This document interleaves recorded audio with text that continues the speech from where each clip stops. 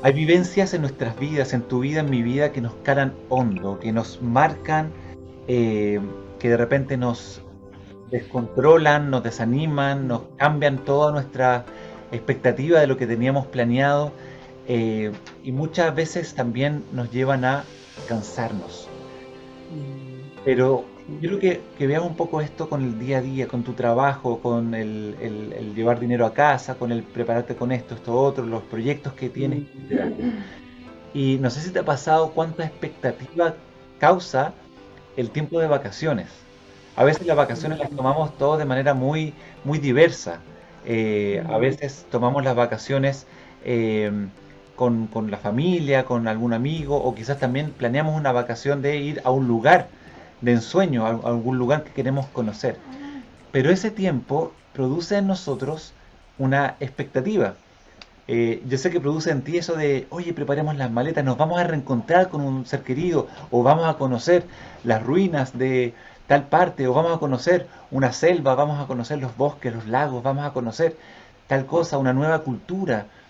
Y todo eso va generando expectativa. Y cuando uno sabe que los pasajes están cerca o el día de partir está cerca, más gozo da el momento de salir, de salir. Y los que vivimos acá en Santiago, dejar Santiago. ¿Cuánto cuesta dejar Santiago? A veces uno empieza a salir de Santiago y han pasado 20 minutos, todavía no sale de Santiago y está ahí saliendo, y uno empieza en este tema de querer salir, querer salir. Pero eso causa mucha expectativa de lo que va a venir, de eso que vamos a enfrentar. Y Jesús prometió que Él regresaría. Y eso en nosotros también causa una expectativa mayor, un ánimo mayor, una emoción tremenda de saber de que Jesús va a regresar por nosotros. Él lo prometió. En muchas partes de la Biblia Él lo muestra. Y dentro de las doctrinas cristianas es una doctrina fundamental el regreso de Jesús. ¿Ya? Dios Padre, Dios Hijo, Dios Espíritu Santo, Dios eterno. Ahí tenemos doctrina. Cuando hablamos del pecado del hombre, cuando hablamos de la salvación en Jesucristo por gracia y por fe, estamos hablando de doctrinas. Cuando hablamos de los ángeles y demonios de Satanás, hablamos de doctrina. Cuando hablamos del pecado, también estamos hablando de doctrina. Cuando hablamos de la condición del hombre y del ser humano creado a imagen y semejanza de Dios, pero que ha caído, en pecado, también estamos hablando de doctrina. Y hoy día vamos a considerar una doctrina que es el regreso de Jesús. Y eso es una doctrina que ha permanecido durante toda la iglesia y es una doctrina que en muchas iglesias cristianas está presente. Las iglesias en donde la palabra de Dios es enseñada y donde Cristo tiene el primer lugar es una doctrina fundamental. Así que si de repente has participado en una iglesia, no, Cristo ya regresó o no, no va a regresar, ten mucho cuidado porque la Biblia nos muestra, nos lleva a poder entender eso.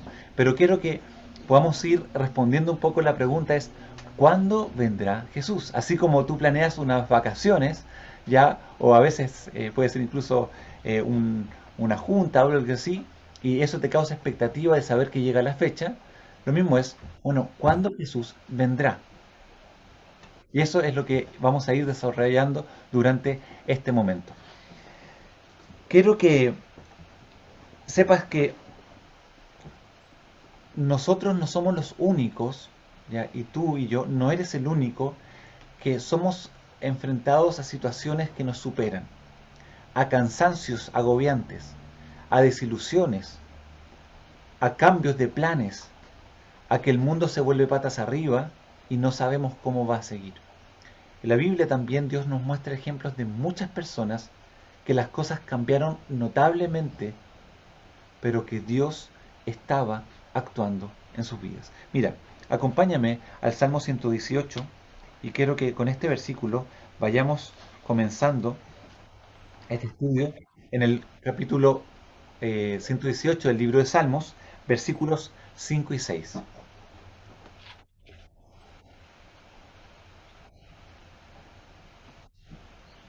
Y mira lo que comenta acá el salmista. Desde la angustia invoqué a Jehová y me respondió el Señor, poniéndome en lugar espacioso. Jehová está conmigo, no temeré, lo que me pueda hacer el hombre.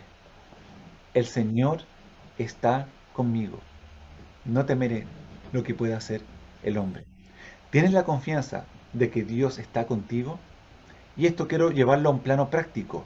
Cuando Noé estaba subiendo al arca y está con su familia y todo el mundo que él conocía hasta esa época comienza a inundarse, imagínate lo que significa en unos días más estar solamente en un arca y todo alrededor lleno de agua.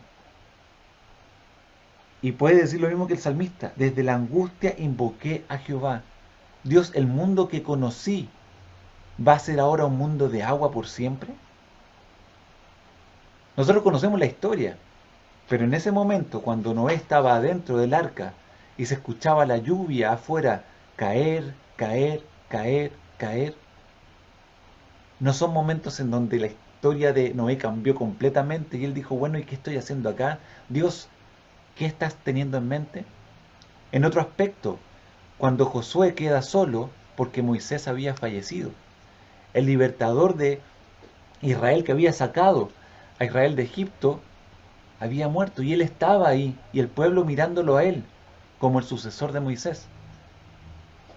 Y ahí está, y diciendo, Dios, ¿y qué hago ahora? Siempre estuve acompañando a Moisés, pero ahora Moisés está muerto. Ya no tengo el momento de conversar con él y juntarme con él. Y ahí podría también decir, desde mi angustia invoqué al Señor, pero Jehová está conmigo, no temeré. Y el Señor le responde, esfuérzate y sé valiente. Cuando David, y fíjate, cuando David en su pecado pierde a su hijo, él se levanta nuevamente y sabe que Dios está con él, a pesar de que él había pecado, a pesar de que estaba pasando por un momento de debilidad y de problema. Qué tremendo. Imagínate Elías, después de que había estado luchando con los sacerdotes de Baal y todo, tremendo momento, cae en una depresión, en un desánimo poderoso, pensando en lo que Jezabel podría hacerle. Pero Dios estaba con él y usa a los cuervos para alimentarle. Pedro había negado a Cristo y había estado desde lejos mirando su crucifixión. No estuvo como Juan al lado de la cruz, estuvo lejos, observando, mirando, tratando de entender, pero con el peso en su corazón de saber que lo había negado.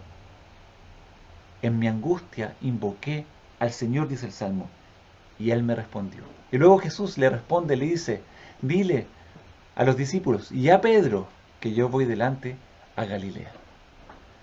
Dios está con nosotros porque esa fue la promesa que el Señor Jesucristo hizo en Mateo. He aquí yo estoy con vosotros todos los días hasta el fin. Así que el punto es este. Si estamos en momentos de dificultad, de angustia, en momentos de desánimo, en momentos de confusión, de desorientación a veces, incluso de debilidad espiritual, cuando hablamos del regreso de Cristo, es algo tremendamente animador, es tremendamente alentador. ¿Por qué? Vamos a ir respondiendo algunas preguntas. ¿Cómo vendrá Jesús? Vamos a Hechos, capítulo 1, y vamos a ir descubriendo una parte importante que nos revela acá Lucas en el primer capítulo del libro de los Hechos, que también podría ser llamado, más que Hechos de los Apóstoles, Hechos del Espíritu Santo. Y Hechos es como que tú terminas de leer Lucas y pasas a Hechos automáticamente, pero Lucas hace una primera aclaración. Y en Hechos 1, mira lo que dice el versículo 6. Hechos 1, voy a leer del versículo 6 porque vamos a ver lo que la Biblia nos responde. Y la pregunta que responde es, ¿cómo vendrá Jesús? Y mira lo que dice. Entonces los que se habían reunido con Jesús le preguntaron diciendo, Señor, ¿restaurarás el reino a Israel en este tiempo? Fíjate la pregunta de los discípulos. Le están hablando del reino.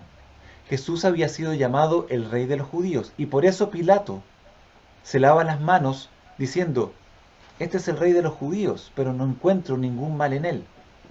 Entonces, Jesús es reconocido como el rey de los judíos para instaurar el reino. Y quiero que menciones o tengas en mente eso. ¿Por qué? En las cartas de Pablo nos encontramos que Pablo no le enseña a la iglesia que Jesús es el rey abiertamente. No menciona, iglesia, esperemos a nuestro rey, Jesús es nuestro... No habla en las cartas de Pablo eso. Es interesante de considerar. Pero acá los discípulos lo primero que preguntan es, ¿cuándo, restaurarás el reino de Israel en este tiempo? Ayúdanos a entender de qué se trata esta restauración del reino. Y aquí Jesús llega y le dice, no les toca a ustedes saber los tiempos o las sazones que el Padre puso en su sola potestad. Tranquilos, a ustedes no les toca saber.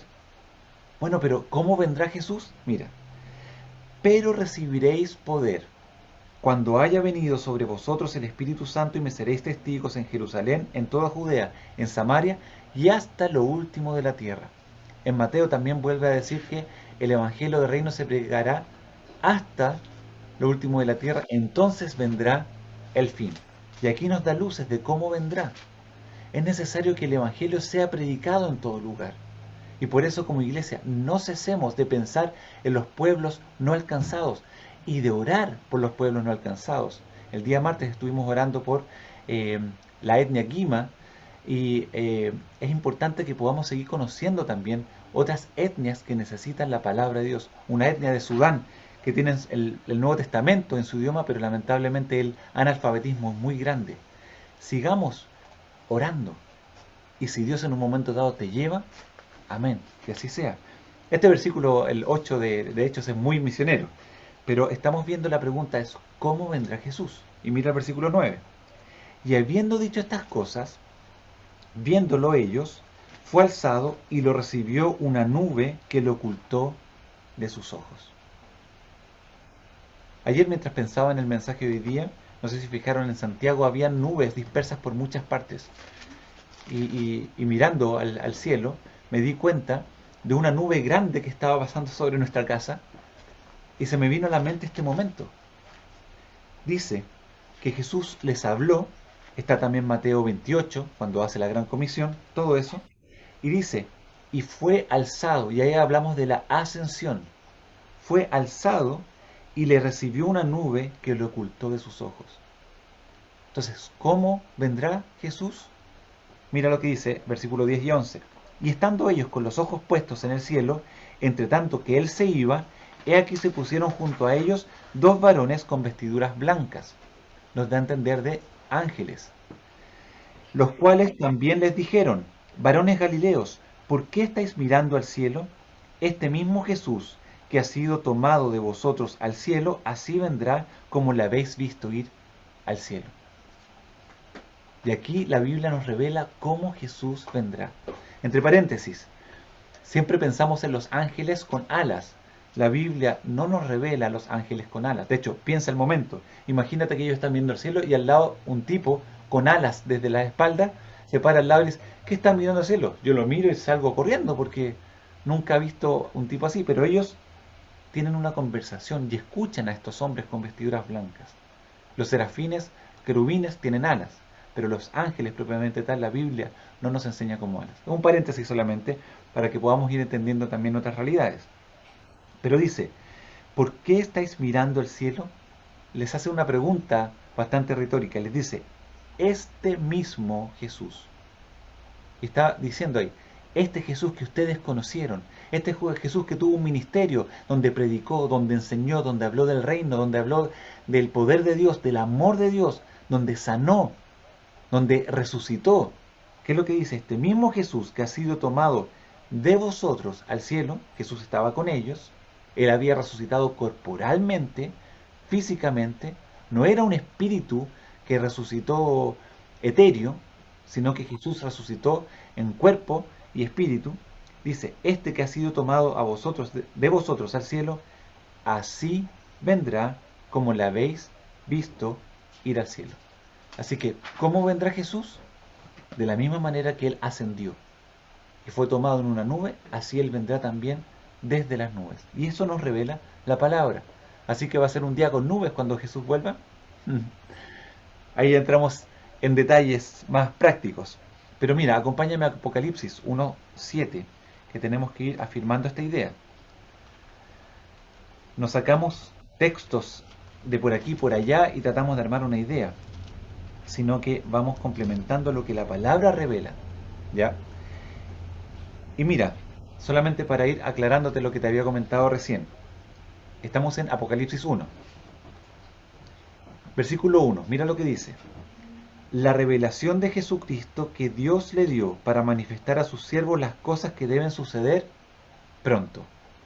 ¿Qué es el Apocalipsis? La revelación de Jesucristo. Apocalipsis es revelación.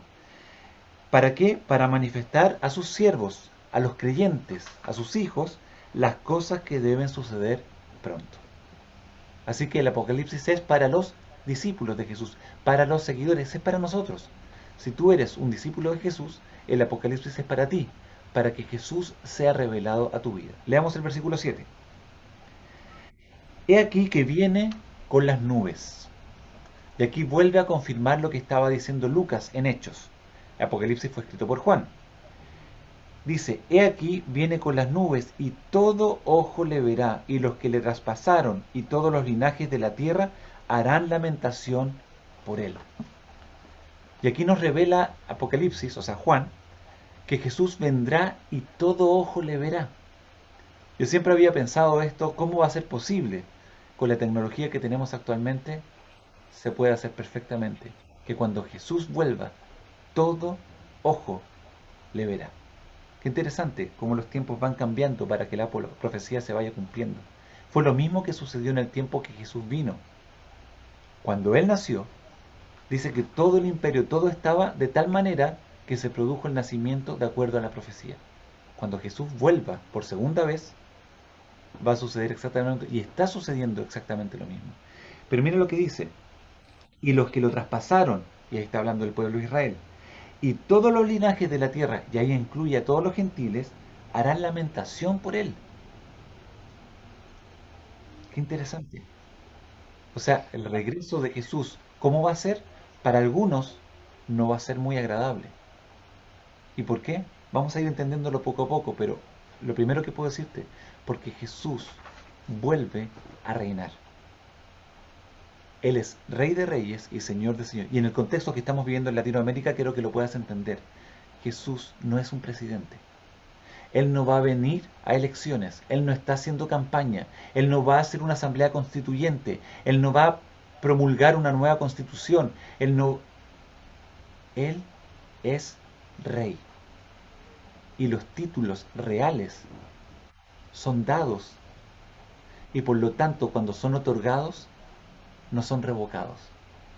Y Jesús es llamado en Apocalipsis Rey de Reyes y Señor de Señores. Por lo tanto, el título que Jesús tiene como Rey de Reyes es intransferible, irrevocable, es eterno y es perpetuo. Así que cuando Jesús vuelva, viene como Rey. Nosotros no tenemos idea del poder de un rey. Nacimos dentro de los contextos de república y democracias, pero no que en otra política. Pero eso, Jesús viene como un rey y muchos van a hacer lamentación porque se van a dar cuenta de que se establece el reino de los cielos. Acuérdate, Jesús dijo, arrepentidos porque el reino de los cielos se ha acercado. Y muchos rechazan a Dios y su reino. Y cuando Cristo vuelva, harán lamentación. ¿Cómo vendrá Jesús? Filipenses 3:20.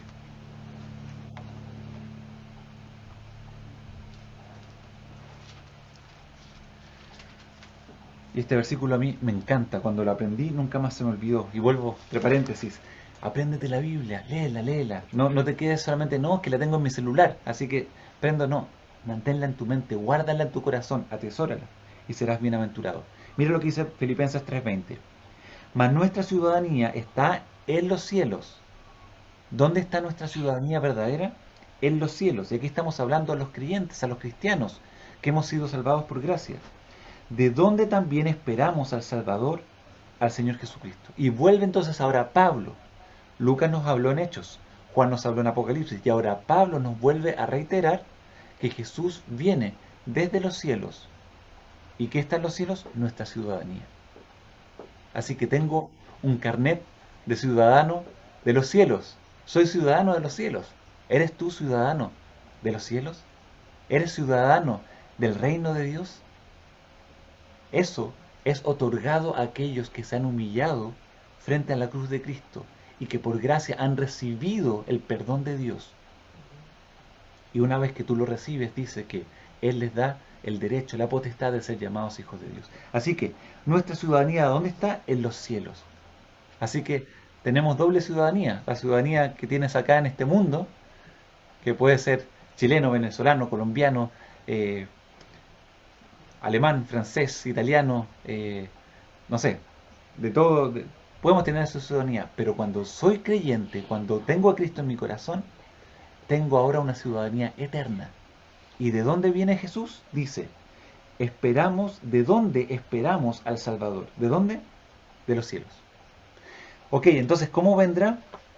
Jesús vendrá de la misma manera que se fue, en una nube, y Él regresará y aparecerá, todo ojo le verá, y vendrá desde los cielos. Son puntos importantes. Hoy día han aparecido muchos que hablan que son Jesús. En Rusia, en Costa Rica, en China, han aparecido muchos Jesuses, muchos Cristos. Y entonces tu pregunta de repente es, ¿y si realmente ese es Jesús? Bueno, aquí la Biblia te está hablando de elementos muy claves para saber cómo vendrá. Entonces, ¿cómo resumimos? ¿Cómo vendrá? De la misma manera que se fue. Él descenderá desde las nubes, desde los cielos, y todo ojo le verá. Y cuando suceda eso, va a causar conmoción en el mundo, porque los que los traspasaron y los demás gentiles harán lamentación por Jesús. Pero nosotros, los que esperamos en Él, nos llenaremos de gozo pleno. La otra pregunta es, ¿cuándo vendrá? La revelación grande, ¿cuándo vendrá? No, la verdad que no quiero unirme a muchos que han dado fechas. Hay muchas sectas y otras religiones que han dado fechas del regreso de Jesús y han fallado.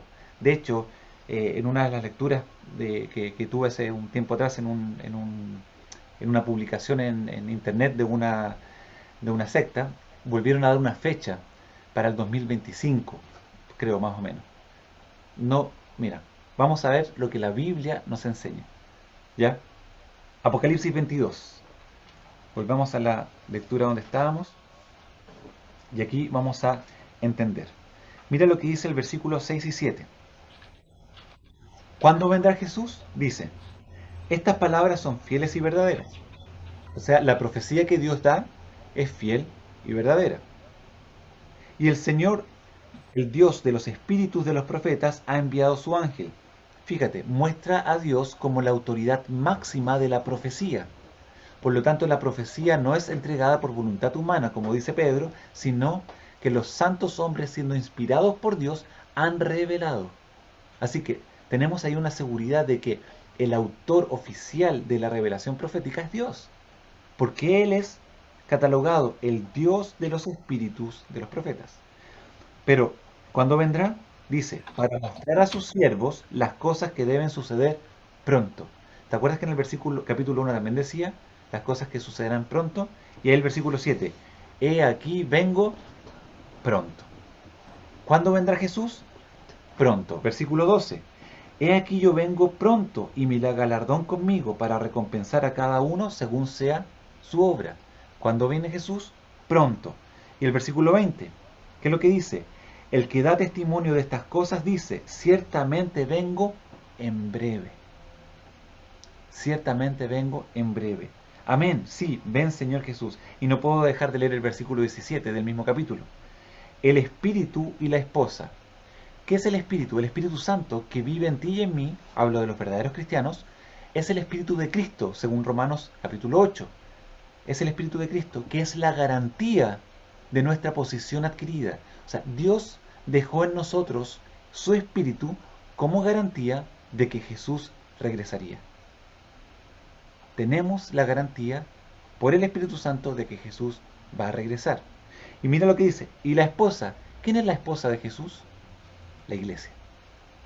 Fíjate, el Espíritu Santo y la iglesia, nosotros, mira lo que dicen, ven. ¿Le dices tú a Jesús, ven pronto? ¿Le dices, Señor, ven por favor? Y el que oye diga, ven. Y si tú estás escuchando estas palabras de la profecía, di, ven. Y el que tiene sed, venga. Y el que quiera, tome el agua de la vida gratuitamente. Jesús dijo, Juan capítulo 6, yo soy el agua de vida eterna. Por lo tanto, el Espíritu y la esposa, la iglesia, dicen, ven Señor Jesús. ¿Está el deseo en tu corazón que el Señor venga? Ahora, ¿cuándo va a venir? Pronto, en breve. Mateo 24, la porción clásica también de los últimos tiempos.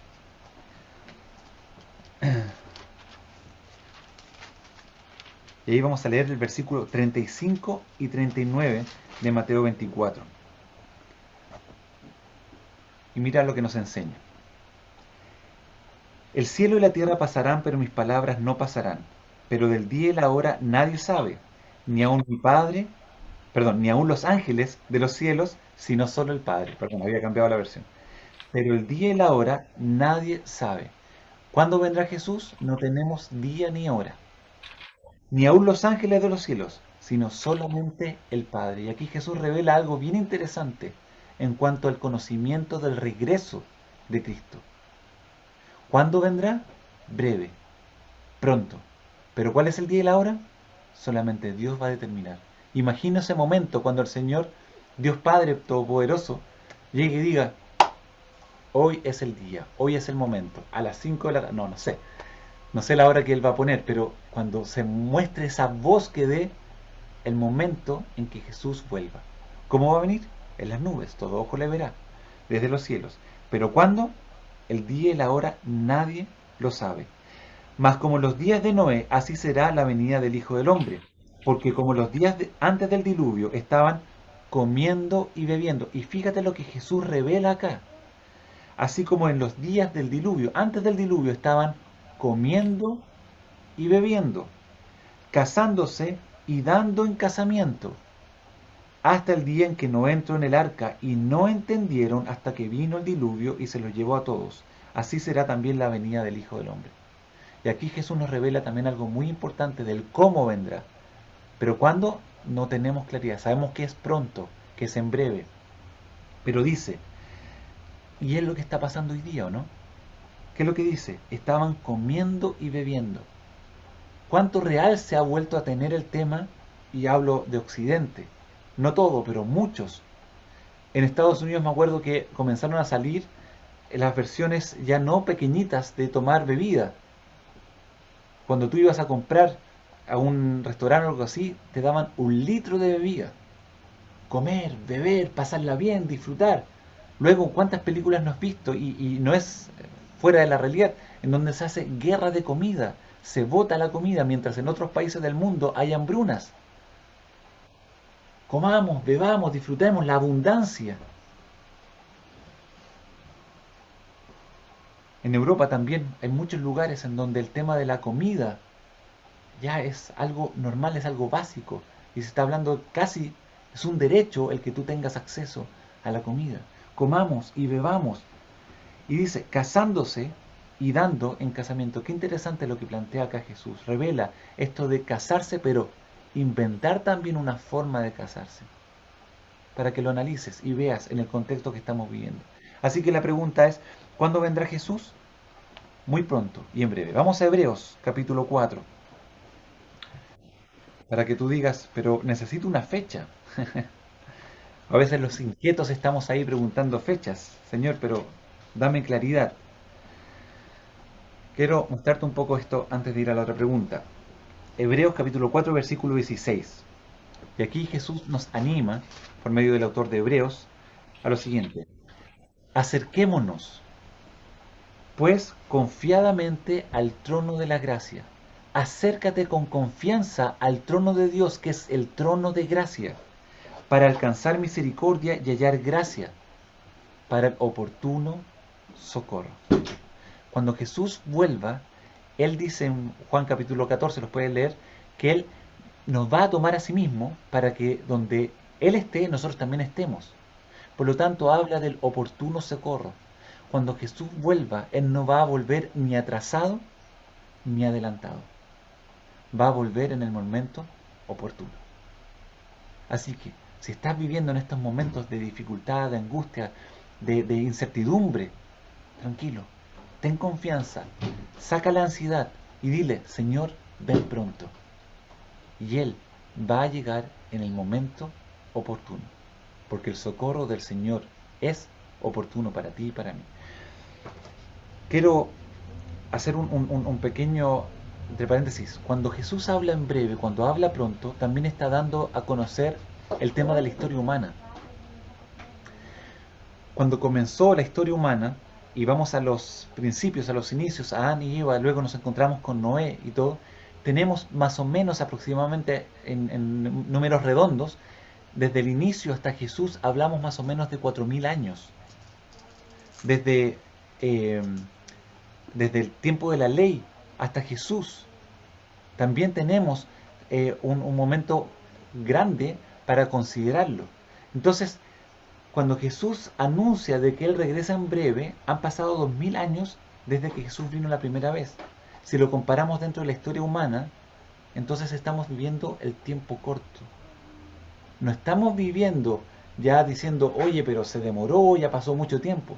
Estamos viviendo desde que Jesús vino la primera vez hasta ahora la parte corta de la historia humana. La parte larga ya pasó. Así que para que lo consideres ese concepto de en breve, pronto. Así que ¿cuándo vendrá Jesús? Pronto, en breve. Ahora, ¿cómo esperarlo? Y aquí quiero que vayamos a Hebreos capítulo 10. Estábamos en Hebreos recién capítulo 4, vamos a Hebreos capítulo 10. Y mira lo que nos dice el versículo 23 al 25. Y vamos a responder la otra pregunta. ¿Cómo esperar a Jesús? Mantengamos firme, sin fluctuar. O sea, estar firmes en Cristo, sin fluctuar, la profesión de nuestra esperanza. Porque fiel es el que prometió. ¿Te acuerdas lo que decía Apocalipsis? Que la profecía es fiel y verdadera. Bueno, acá fiel es el que prometió. Por lo tanto, puedes tener firmeza, puedes tener confianza en aquel que prometió. Por lo tanto, no es necesario que estés fluctuando. Ah, Jesús viene. No, no viene. Sí, yo creo que sí. No. Puedes tener claridad de que Jesús va a regresar. ¿Cómo esperarlo? Con confianza. Preparados. Mira lo que dice el 24 y el 25. Y considerémonos unos a otros para estimularnos al amor y a las buenas obras. Mientras le esperamos, ¿cómo lo esperamos? Estimulando unos a otros, estimulándonos unos a otros para el amor y las buenas obras.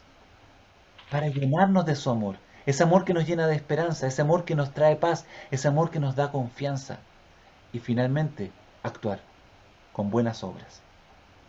Las buenas obras no son para Dios, las buenas obras son para mi prójimo y son resultado de lo que Dios ha hecho en mí. Versículo 25. Y no dejando de congregarnos, de tener comunión, no dejando de compartir con los creyentes, como algunos tienen por costumbre, sino exhortándonos, y tanto más cuando veis que aquel día se acerca. Y por eso tomé esta porción. Porque ¿cómo esperarlo?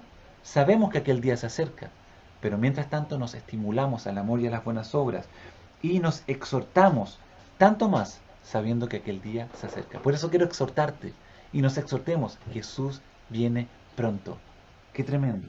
No dejemos de congregarnos. La ansiedad, el miedo van a aflorar en tu vida mucho más en la medida que tú te aísles, en la medida que tú dejes de tener comunión con otros creyentes, que tú dejes de conversar con otros cristianos, que dejes de leer la Biblia y tener comunión con otros hermanos, vas a tener muchas más probabilidades de tener afán, ansiedad y sobre todo temor, miedo, angustia.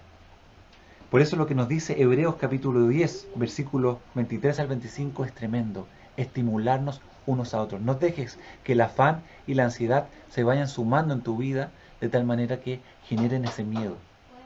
Congrégate, comparte y sobre todo con aquellos creyentes que te hacen bien. ¿Cómo esperarlos? Primera Tesalonicenses 4 también es un clásico. Hay mucho que hablar, pero quiero detenerme en estas porciones. Yo sé que quizás están apareciendo muchas preguntas en tu corazón, pero quiero compartir esto esta mañana. Yo sé que el Señor nos está hablando desde esta realidad para nuestro beneficio. Y mira lo que dice el versículo 9. Leo Primera de Tesalonicenses 4, versículos 9 en adelante. Pero acerca del amor fraternal no tienen necesidad de que os escriba, porque vosotros mismos habéis aprendido de Dios que os améis unos a otros. ¿Cómo esperar a Jesús entonces? Con amor fraternal. En esto conocerán que sois mis discípulos, en que os amáis unos a otros. Y también lo hacéis así con todos los hermanos que están por toda Macedonia. Los tesalonicenses, ellos tenían esto como testimonio de que se amaban unos a otros, se cuidaban, oraban unos a otros, se protegían unos a otros. Pero os rogamos, y aquí Pablo dice, que no, perdón, que abundéis en ellos más y más. Abundar en ese amor más y más. Buscar ser incluido en ese amor más y más. Y que procuréis tener tranquilidad y ocuparos en vuestros negocios. Y mira lo que Pablo habla de algo muy práctico.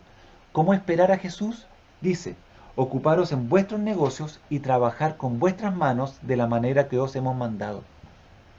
No dejes todo botado en tu vida.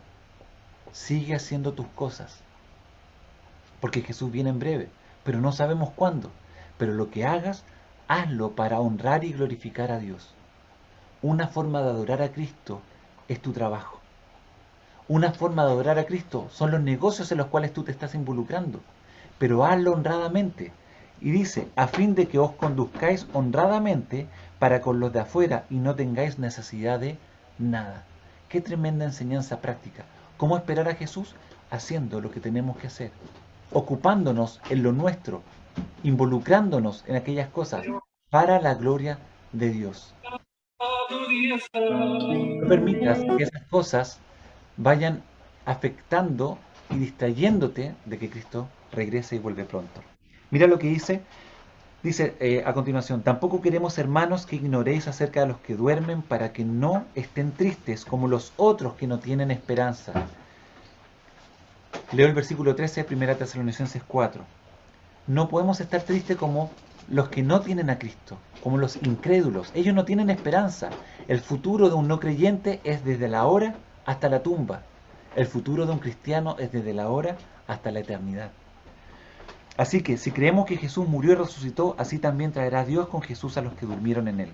Por esto les decimos que nosotros los que vivimos, que habremos quedado hasta la venida del Señor, no precederemos a los que durmieron, porque el Señor mismo con voz de mando, con voz de arcángel y con trompeta de Dios, descenderá del cielo. Y vuelve a mostrar cómo descenderá del cielo. Y los muertos en Cristo resucitarán primero. Él nos van a llevar la delantera. Luego nosotros, los que vivimos, los que hayamos quedado, seremos arrebatados juntamente con ellos. Pablo también esperaba ese momento. Dios tenía otro plan. Dios quería que nosotros también apareciéramos y que llegáramos a este tiempo. Pero el versículo 18 quiero que lo consideres. Por tanto, alentaos los unos a los otros con estas palabras. El regreso de Jesús nos alienta. ¿Cómo esperarlo? Alentándolos con saber. Así como tú a veces dices, voy a tener vacaciones, vamos a celebrar Navidad, o vamos a celebrar mi cumpleaños. Lo más glorioso es, Jesús viene pronto. Así que cuando veas a un hermano y esté ahí, dile, voy a estar orando por ti, oremos ahora, pero recuerda que Jesús viene pronto. Jesús viene pronto. Y mire lo que dice el versículo 11 del capítulo 5 de Tesalonicenses, de Primera Tesalonicenses. Por lo cual animaos unos a otros y edificaos unos a otros, así como lo hacéis. ¿Qué nos vuelve a mostrar? La comunión. Animaos, edificaos unos a otros, así como lo hacéis. Así que, ¿cómo esperarlo? Ahí tenemos conceptos muy, muy prácticos para poder considerarlo. Mira, y quiero que veamos este contexto de la vida de Jesús. Jesús vino, ministró, sanó. Jesús estuvo viviendo con sus discípulos, compartiendo con la gente, hablando con ellos, visitó a Zaqueo, estuvo ahí en la casa de Simón el fariseo, estuvo compartiendo con cada una de las personas necesitadas, conversando con la mujer samaritana. Ahí estuvo. Y después de ese periodo llegó un momento complicadísimo, cuando orando en Getsemaní dijo, Padre, si es posible, pasa de mí esta copa. Y al día siguiente fue crucificado. Y murió en esa cruz por tus pecados y por mis pecados. Qué momento más angustioso el que Jesús vivió. ¿Qué momento? Y quiero que pienses en esto, lo que estoy mencionando, estoy diciendo, ¿qué momento, qué momento más angustioso fue el que Jesús vivió? Porque Él, sufriendo en esa cruz, llevó tu pecado y mi pecado, vivió el abandono de los suyos y el abandono del Padre. Las heridas que estaban traspasando su cuerpo, su piel, pero las heridas espirituales que estaban traspasando. Imagínate la lucha espiritual, todos los demonios burlándose de Él. Jesús estuvo en una angustia completa en la cruz, pero fue enterrado y el tercer día resucitó. Y cuando resucita, resucita sueltos los dolores de la muerte, su cuerpo glorificado, restaurado, Él nuevamente, vivo, con ánimo y con energía, después de haber pasado por el momento de aflicción. Y días después, Él asciende, después de haber conversado y haber encomendado a sus discípulos, asciende a los cielos y es tomado en una nube. Y de la misma manera que se fue, Él regresará. Qué tremendo lo que nos enseña ahí. Quiero que puedas aplicarlo también a tu vida. Tú vas a tener una vida de servicio para Dios. ¿Estás sirviendo a Dios? Pero va a llegar un momento de aflicción. Va a llegar un momento en donde tú vas a decir, Señor, ya no puedo más. Tranquilo, porque va a ser un momento. Va a ser un momento. Porque después de la aflicción, después del dolor, después de la pena, después de ese sufrimiento que vas a tener, viene la resurrección. Para el creyente, la resurrección es una garantía. Y te vas a volver a levantar con Jesús. Y lo más hermoso, que te vas a levantar también para esperarlo, cuando Él nos tome y también vivamos con Él por la eternidad. Jesús viene pronto. Y lo que estoy diciendo no es inventado para que tengas ánimo. La palabra dice, y terminemos con esta idea en Efesios. Vamos a Efesios capítulo 2. Y quiero que lo puedas considerar y atesorar en tu corazón para esta semana y para lo que viene. Vienen tiempos difíciles, sí. Vienen tiempos difíciles. Algunos dicen, predica la palabra. No, pero es que si predicamos la palabra tal cual es, nos vamos a encontrar con los tiempos difíciles. Sí, vienen tiempos difíciles. Y te lo digo con una sonrisa en la cara, no irónicamente. Pero Jesús viene pronto. Y mira lo que nos enseña. 4 puntos. No voy a entrar en el detalle, sino solamente a considerar los 4 puntos de la misericordia de Dios para tu vida y para mi vida. Y esto es para los creyentes. Versículo 1 de Efesios 2. Mira lo que dice. Y Él os dio vida a vosotros cuando estabais muertos en vuestros delitos y pecados. ¿Qué es lo que hace Jesús? Nos da vida. No mejora nuestra vida, nos da vida. Necesitamos vida porque estamos muertos en nuestros delitos y pecados. Por lo tanto, es tremendo lo que Jesús hace por nosotros. Nos da vida. Versículo 6. Y juntamente con Él nos resucitó y asimismo nos hizo sentar en los lugares celestiales en Cristo Jesús. El versículo 5 nos vuelve a ratificar que nos da vida juntamente con Cristo, pero ahora el versículo 6 nos agrega una segunda idea. Nos hizo resucitar y asimismo sentar en los lugares celestiales. Fíjate qué tremendo. Resucitado de tus pecados y de tu muerte espiritual y ahora sentado con Jesús en los lugares celestiales. Tercero, mira lo que nos dice el versículo 19. Perdón, este es cuarto. Primero, nos dio vida. Segundo, nos resucitó. Tercero, nos hizo sentar en los lugares celestiales. Y ahora vamos al cuarto. Así que ya no eres extranjero ni advenedizo, sino conciudadano de los santos y miembro de la familia de Dios. Eres miembro de la familia de Dios. Lo he dicho muchas veces, cuando llegues a la eternidad, Amén. que abres el refrigerador en el cielo, los ángeles no te van a preguntar, ¿qué estás haciendo ahí? Tú eres hijo de Dios, eres miembro de la familia de Dios y conciudadano de los santos. Así que estas 4 ideas nos dan mucho consuelo y esperanza en este tiempo, mientras esperamos el regreso de Cristo, que es en breve. Nos dio vida, nos resucitó, nos sentó en los lugares celestiales y ahora somos miembros de la familia de Dios y conciudadanos de los santos. Así que cuando te pregunten, ¿cuándo viene Cristo? Viene pronto. Que no se te olvide esa tremenda realidad, esa tremenda garantía que tenemos en Él. Así que quiero animarte con estas palabras y que el Señor también te vaya animando para alentarte que lo que estamos viviendo ahora es un momento. Padre eterno, gracias por tu palabra.